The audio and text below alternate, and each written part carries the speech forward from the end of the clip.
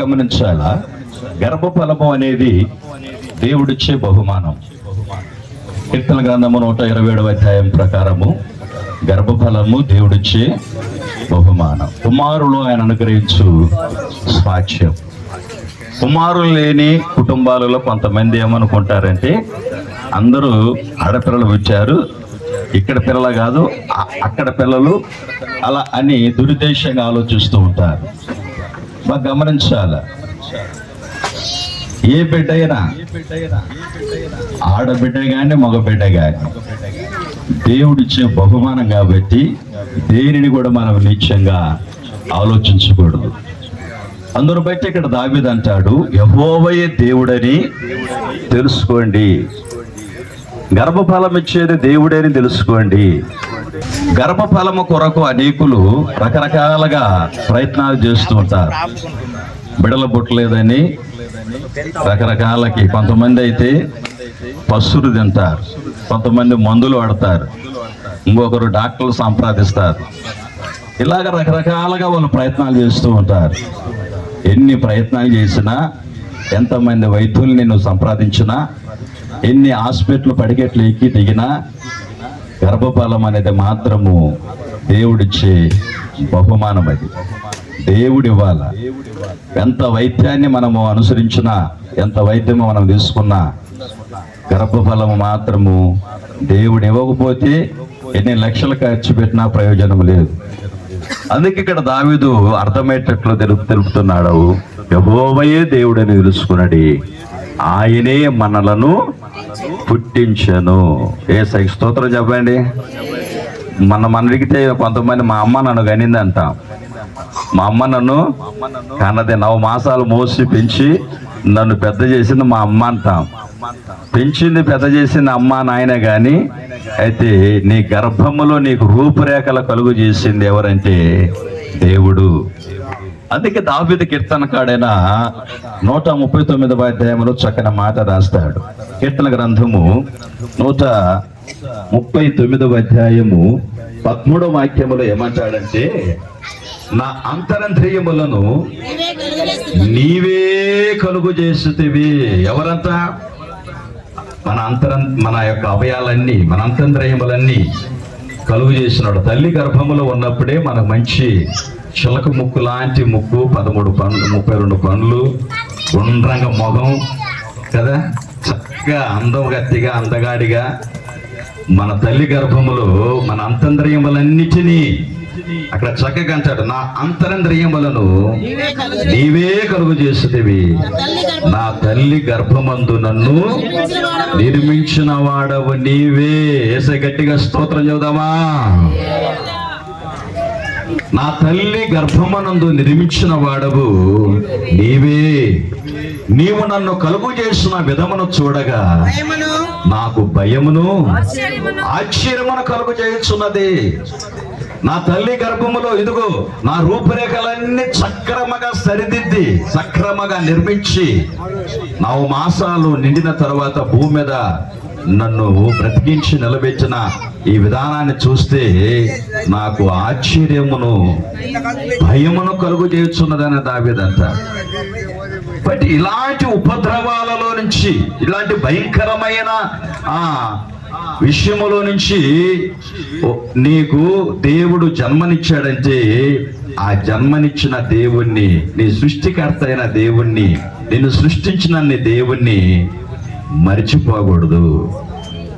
తల్లి గర్భములో ఉన్నప్పుడే నీకు రూపురేఖలు కలుగు చేసిన దేవుడు, నిన్ను పుట్టించిన దేవుడు, నీకు ఆయుష్ ఇచ్చిన దేవుడు, నీకు ఆరోగ్యం ఇచ్చిన దేవుడు, నీకు ఒక మంచి కుటుంబాన్ని, ఒక మంచి భార్యని, భర్తను, బిడ్డలని, కుటుంబాన్ని, ఉద్యోగము, సంపాదన, రాబడిని, పలుకుబడి, అంతస్తు, ఆస్తి, పేరు, ప్రఖ్యాతులు ఇవన్నీ ఇచ్చిన దేవుని నువ్వు మర్చిపోకూడదు. అందుకే దావీదు పదే అంటాడు, నా ప్రాణమా ఆయన చేసిన ఉపకారములలో దేనిని మరవద్దు. తన ప్రాణముతో దావీదు చెప్పుకుంటున్నాడు, ఇదిగో ఇందులో మతమని, కులమని, వర్గమని, దేశమని ఏమి లేదండి. అందరము ఒక్క దేవుని చేత సృష్టించబడ్డ వారమే. ఇందులో కులమంటూ, మతమంటూ, వర్గమంటూ వర్గీకరణ చేయడము, విభేదాలు కలుగు చేయడము, ఒక దేశానికి ఒక దేవుడు కాదు, ఒక గ్రామానికి ఒక దేవుడు కాదు, లోకమంతటికి యెహోవాయే దేవుడై ఉన్నాడు. యేసయ్యకి స్తోత్రం చెబుదామా? సృష్టిని కలుగు చేసిన దేవుడు ఒక్కడే.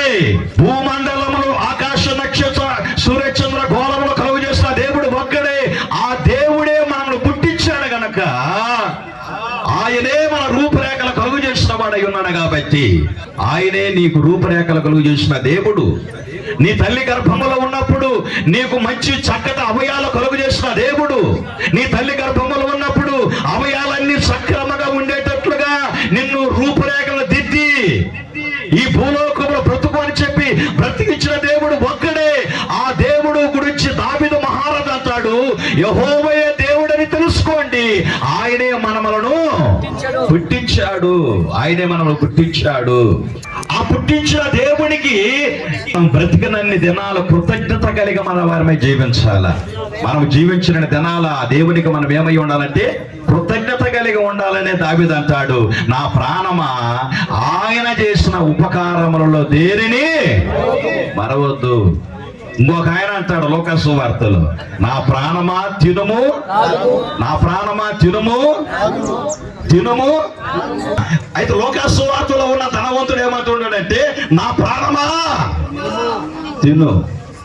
దేవుడు పుట్టించిన వాడు, నీ తల్లి గర్భంలో రూపురేఖలు కలుగు చేసిన దేవుడు.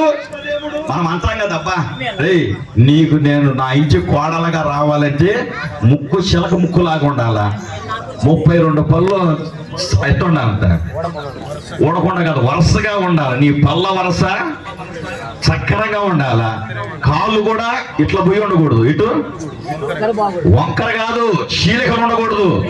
ఒకవేళ ఇట్లా కానీ కాలు పోతే కాపురం కూడా ఏమైపోతుందంట. కాబట్టి ఇట్లా బుద్ధుగా ఉండాలి, మా కాలు పాదం పెడితే బుద్ధుగా ఉండాలా. అలాంటి కోణాలు తీసుకురావాలని అనుకుంటారు. మంచిదే, నీ కోరికలు మంచిదే, నీ ఉద్దేశం మంచిదే.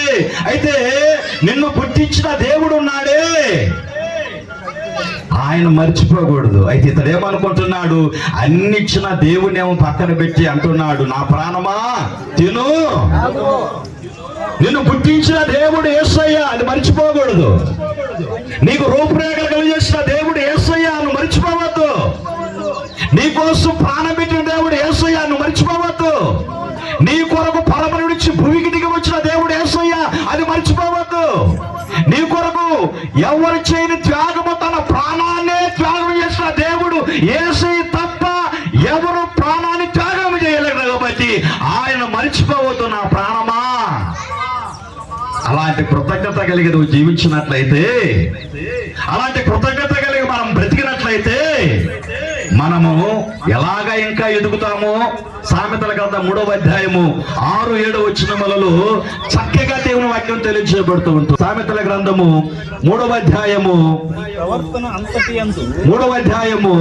6-7 వచనము, నీ ప్రవర్తన అంతటి యందు ఆయన అధికారమునకు ఒప్పుకొనుము, అప్పుడు ఆయన నీ త్రోవలను సరళము చేయును. 4వ వచనము, అప్పుడు దేవుని దృష్టి యందును మానవుల దృష్టి యందును నీవు దయనుంది మంచివాడవని అనిపించుకుందువు. ఎప్పుడు ఎప్పుడు నా ప్రాణమా తినుము త్రాగుము. కొంతమందికి డబ్బు కూడగానే బీసాలు కూడా పెద్ద అవుతాయి. నీతో నాతో రా పోటీగా తొడగొడతారు కొంతమంది. నువ్వెంత నేనెంత, డబ్బు కూడితే తొడలు కొడతారు, విర్రవీగుతారు. ఇదిగో ఈ బతుకి ఎంత విర్రవీగుతూ ఉంటాము. దేవుడు చేసిన మేలులకు మనం ఏం చేయకూడదు, దేనిని కూడా మనం ఏం చేయకూడదు, మర్చిపోకూడదు. కృతజ్ఞత కలిగి ఉండాలి.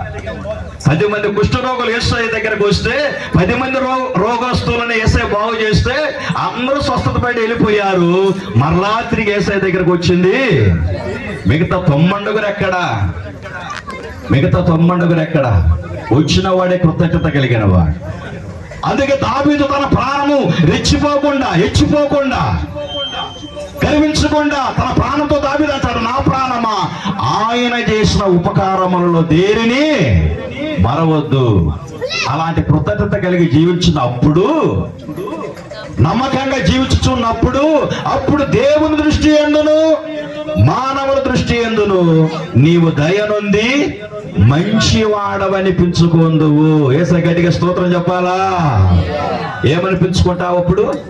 మంచివాడవు, మంచివాడవు, మంచివాడవు. జ్ఞానైన సొలొమోను అందుకే సామెతల గ్రంథం 22వ అధ్యాయం 1వ వచనంలో అంటాడు, వెండి బంగారముల కంటే. సామెతల గ్రంథం 22వ అధ్యాయం 1వ వచనంలో ఏమని రాయబడి ఉంది? గొప్ప ఐశ్వర్యము కంటే మంచి పేరు, మంచి పేరు మేలు. దేనికంటే? గొప్ప ఐశ్వర్యము కంటే, గొప్ప ధనము కంటే. ఇదిగో చాలా మంది అంటారు, పాస్టరు మంచి పేరు పెట్టు, నా కొడుక్కి నా కూతురికి బైబిల్ నుంచి మంచి పేరు పెట్టని అంటారు. మంచి పేరు అనేది బైబిల్ ఆడలేదు, అన్ని పేర్లు మంచి. అయితే మంచి ఎప్పుడు వస్తుందంటే ఆ పేరుకు తగ్గ ప్రవర్తన మనలో ఉన్నప్పుడు. యేసుదాసు అని పేరు పెట్టుకొని నేను సారాయి రోజు కోట కొడితే ఆ పేరుకు మంచి పేరు వస్తుందా? ప్రభుదాసు అని పేరు పెట్టుకొని లేస్తే ఇంకేడో తిరగతా ఉంటే ఆ పేరుకు అర్థం ఉంటుందా? ఇదిగో నువ్వు మాలకొండయ్యని పెట్టుకో, నువ్వు నాగమ్మని పెట్టుకో, నువ్వు ఎతలమ్మని పెట్టుకో, నువ్వు మరియమ్మని పెట్టుకో, ఏ పేరుని పెట్టుకో, కానీ మన బ్రతుకు మన ప్రవర్తన బాగుంటే అప్పుడు మనకు మంచి పేరు వస్తుంది. యేసయ్యకి స్తోత్రం చెప్పాలా? మంచి పేరును వెండి బంగారముల కంటే దయయు కోరదగిన. అదే సామెతల గ్రంథము ప్రసంగి 7వ అధ్యాయం 1వ వచనం ఏమంటాడంటే, ఏమంటాడు? సుగంధ తైలము కంటే మంచి పేరు. సుగంధ తైలము తెలుసు కదా, బాడీ స్ప్రే. ఈ బాడీ స్ప్రే 3 రోజులు స్నానం చేయకుండా ముందేం చేస్తారు? 2 రోజులు మాకు మా ఇంటి దగ్గర నీళ్ళ కరువు అయితే కొంతమంది స్నానం చేయకుండా బాగా బట్టలు వేసుకొని ఒక ఆ బాటలు కొట్టుకుంటారు. ఎందుకంటే 2 రోజులు స్నానం చేయకుండా ఆ వాసన బయటికి కనపడకుండా ఉండేటట్టు ఈ బాడీ స్ప్రే కొట్టుకుంటారు. ఎందుకో ఆ బాడీ స్ప్రే, ఆ సెంటు తైలమ్మ కంటే, ఆ సుగంధ తైలమ్మ కంటే మంచి పేరు మేలండి. ఆ మంచి పేరు రావాలంటే మనమే ఆ పేరుకు మంచి తీసుకురావాలి. ఆ పేరుకు మంచి తీసుకొచ్చేది మన చేతుల్లో ఉంది, మన ప్రవర్తనలో ఉంది, మన నడవడికలో ఉంది, మన మాటలలో ఉంది, మన జీవితంలో ఉంది, మనలో ఉంది. మన పేరుకు మంచితనం రావాలంటే అందుకే ఇక్కడ అంటాడు, గొప్ప ఐశ్వర్యము కంటే మంచి పేరు మేలు. ఈరోజు జెరిషాకు జానుకు ఇచ్చిన కుమారుడి పుట్టిన దినాన్ని జ్ఞాపకం చేసుకుంటున్న మన అందరి జీవితంలో దేవుని దయందును మనుషుల దయందును ఆ బిడ్డ ఎదుగుతూ ఉండాలంటే, ఆ బిడ్డ దీవించబడాలంటే ఆ బిడ్డకు తల్లిదండ్రులైన మీరు, జెరిషా జాను ఎక్కడున్నారో మరి నాకైతే అర్థం కాలేదు. జెరిషా మాత్రం బిడ్డ ఉంది, జాను ఆడున్నాడు. దేవుడు నేను దీవించును గాక. ఆ బిడ్డకు మంచి పేరు రావాలంటే, ఆ బిడ్డ మీద దేవుని దయ మనుషుల దయ నిలబడాలంటే జ్ఞానైన సొలొమోను అంటాడు, సామెతల గ్రంథం 22వ అధ్యాయం 6వ వచనంలో రాసుకుంటున్నాడు, బాలుడు నడవలసిన త్రోవను వానికి నేర్పుము, వాడు పెద్దవాడైనప్పటికీ దాని నుండి ఎవరు నేర్పించాలా? బాలుడికి తల్లిదండ్రులు నేర్పించాలా? ద్వితీయోపదేశకాండము 6వ అధ్యాయము 4-5వ వచనంలో అంటాడు, ఇదిగో నువ్వు ఏమైతే విన్నావో, ఏచినైతే హృదయంలో అభ్యాసింపజేశావో, ఏమైతే నేర్చుకున్నావో, ఏమైతే విన్నావో అవి నీ కుమారులకు నీ కుమార్తెలకు అభ్యాసింపజేయాలంటాడు. యేసయ్య గట్టిగా స్తోత్రం చెప్పాలా? మనం వినాల ముందు తల్లిదండ్రులు ఏం చేయాలా? మనం ప్రార్థన చేస్తే మన పిల్లలు ప్రార్థన చేస్తారు. ఎంతమంది అవునంటారు? మనం ప్రార్థన చేస్తే మన పిల్లలు ప్రార్థన చేస్తారు. మనం పాటలు పాడితే మన పిల్లలు పాటలు పాడతారు. మనం ఆత్మీయంగా జీవిస్తే మన పిల్లలు ఆత్మీయంగా జీవిస్తారు. నేను చాలాసార్లు చెప్తాను, పులికడుపుల నుంచి చెప్పాలి, పులికడుపుల నుంచి, కుక్క కడుపుల నుంచి, సరిగిరిటోళ్ళ కడుపుల నుంచి అది దెబ్బ. సరిగిరిటోళ్ళ కడుపుల నుంచి ఎవరు పుట్టాలా? సారా దాగులు పుట్టకూడదు. సలిగినీటోలు, దేవుని సేవకులు, టీచర్లు, విద్యాభ్యాసం చేసిన వారు, చదువుకొని సంస్కారం కలిగిన వారు, మట్టు మర్యాద తెలిసిన వారు, అలాంటి కుటుంబంలో నుంచి నుంచి అలాంటి వారే రావాలా. సలికింటూరు నుంచి సారా దాగోళ్ళు పుట్టకూడదు యేసునామానా. అవునా? ఆమెను గట్టిగా స్తోత్రం చెప్పరే. హల్లెలూయా. దేవుని వాక్యం తెలియజేయబడుతుంది. ఓ తల్లిదండ్రులారా, మొదటగా నువ్వు విన్న వాక్యము, నువ్వు నేర్చుకున్న మాటలు మొదటగా నీ హృదయంలో ఉంచుకొని వాటిని నీ పిల్లలకు అభ్యాసింప చేయాలా. ఇక్కడ ఉన్న ఎవరమైనా తల్లిదండ్రుల స్థాయిలో ఉన్న ఎవరమైనా సరే మన పిల్లల భవిష్యత్తు బాగుండాలంటే, మన పిల్లల భవిష్యత్తు బాగా దీవించబడి ఆశీర్వదకరంగా ఉండాలంటే దానికి బాల శిక్షకులు మనమే, బాల శిక్షలు మనమే. మనం పాటలు పాడితే మన పిల్లలు పాటలు పాడతారు, మనం వాయిద్యాలు వాయిస్తే మన పిల్లలు వాయిద్యాలు వేస్తారు, మనం వాక్యం చెప్పే బిడ్డ వారి కంటే మన పిల్లలు వాక్యం చెప్తారు, మనం ప్రార్థన చేసేవారు కాబట్టి మన పిల్లలు కూడా ఏం చేస్తారు? ప్రార్థన చేస్తారు.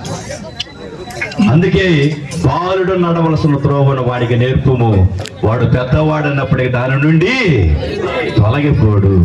జెరిషా, జాను మీరిద్దరు కూడా మొదటగా ఏం చేయాలా? క్రమంగా మీరు ఆదివారం మందిరానికి వెళ్ళాలి. మీరు ఆదివారం క్రమంగా దేవుని మందిరానికి వెళ్ళాలా. మీతో పాటు మీ పిల్లలను కూడా మందిరానికి తీసుకుపోవాలా. పిల్లల్ని టీవీ కాడ పెట్టి రిమోట్ చేతికి ఇచ్చి, అయ్యా నువ్వు టీవీ చూస్తా ఉండరా, నేను చర్చికి పోయి వస్తాను పోగొడతా, వాడు బతికేమయ్యాలా?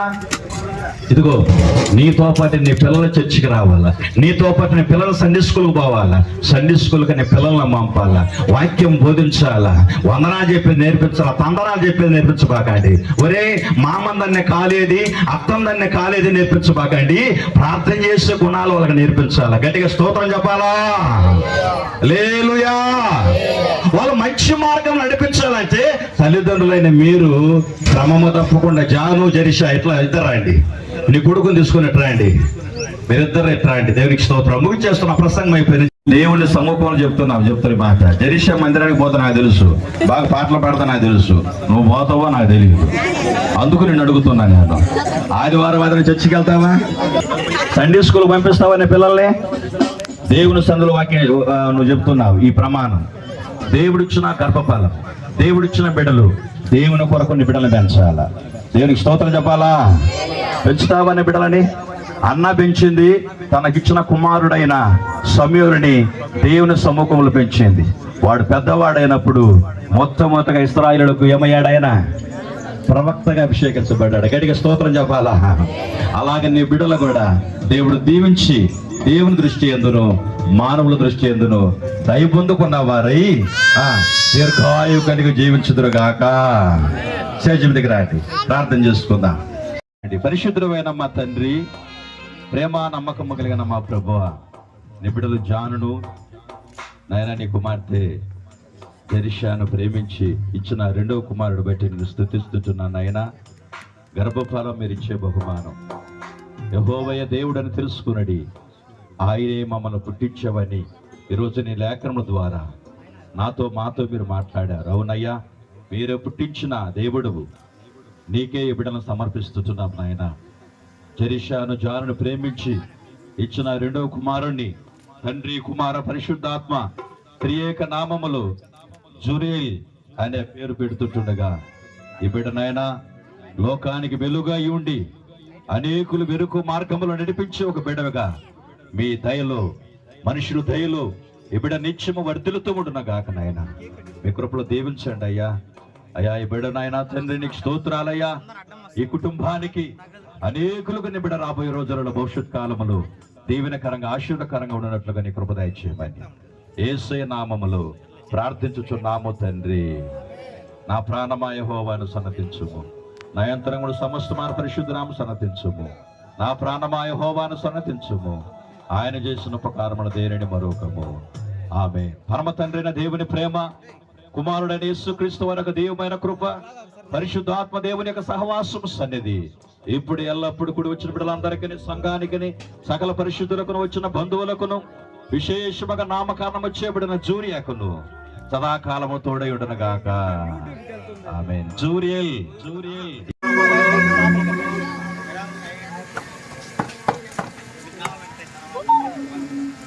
ఈ కేకు కటింగ్ అయినట్లుగా ఎర్ర సముద్రము రెండుగా చీలినట్లుగా వీరి జీవితములో చీకటి వెలుగుగా వేరుపరిచి ప్రభు రాకడ పర్యంతరం వీరు సాక్షిగా జీవించి వీరిలో ఉన్న వెలుగు ప్రకాశించునగాక. Happy birthday to you, happy birthday to you, happy birthday to you చురియల్, happy birthday to you, happy birthday. Amen amen amen. Happy birthday to you చురియల్, happy birthday to you. May God bless Juliet.